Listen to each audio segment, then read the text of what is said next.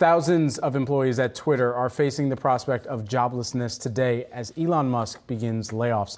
Twitter told its staff that they'll receive an email by 9 a.m. Pacific time today about whether or not they've been laid off. All employees have been locked out of the office and their work accounts in the meantime.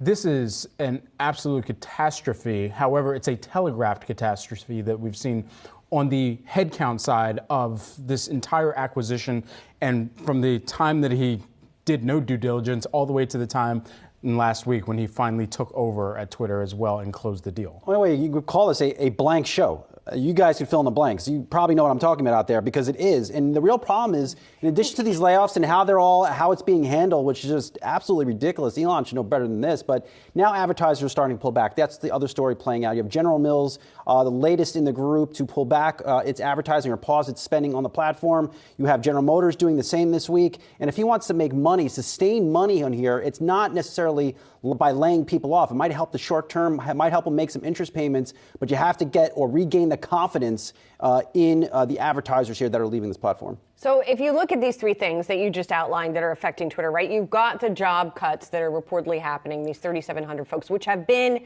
a mess in execution from all indicated reports inside the company. Some people losing jobs at different times, some people losing their Slack access before they learned they were losing their jobs, some people looking at the calendar and seeing that their rest and relaxation days that Twitter had given them had disappeared from their calendar. So it just sounds like utter chaos inside the company. In addition to that, there's now a class action lawsuit that's been filed against Twitter because in California, there's a certain amount of notice you have to give people before you lay them off, and Twitter allegedly did not do that. So that's happening. That's thing one. Thing two are these new products that the company is supposedly coming out with, right? This new verification. Maybe it's going to be $8 a month. What is it going to include besides the verification? How's the verification process going to work?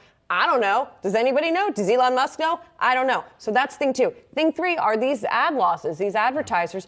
If not losses, let's be a little bit more measured, I guess, and say they're pausing, they're doing wait and see, which is kind of how I feel about this whole blue check mark. They're the lifeblood of the platform. These are big spenders here. This is when you are an advertising company, these are the companies you go to go make a quarter. And now they're not on this platform. That's awful for Elon. If he's looking to make a return, he has to find some way to get these people back. Exactly. So in each of these three areas, it's trouble, trouble, and trouble, which leads back to what you're saying, the blank show. Blank show. Well, Elon Musk has also proven to be somewhat endemic of this mindset among some corporate executives in the past that have just prioritized headcount efficiency. And to the extent that you burn out so many employees or that you have a toxic corporate culture.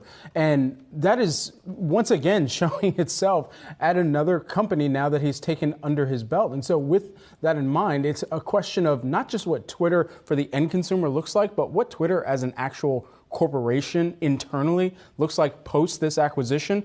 And does anybody want to work there from this point forward, knowing already what the instances have been at Tesla and having to fight racial discrimination lawsuits there, or at SpaceX and some of the strenuous working conditions that have come to be known at other companies that he sits over top of, whether as a CEO or as a founder or as a board member. And going forward from here, if Twitter is actually a legitimate competitor in the social media landscape. And this is Jobs Day in America. Where do these employees go? Because all of the companies they would probably go to, they're not hiring. You're not necessarily, if you're working at Twitter, you got laid off today, you're probably not going to get a job at Meta next week. There are probably still some areas in technology that are hiring and talking to people, areas like cybersecurity, for example. Sure. Yeah. But are those Twitter employees qualified to do that kind of programming work, for example? I don't know the answer to that.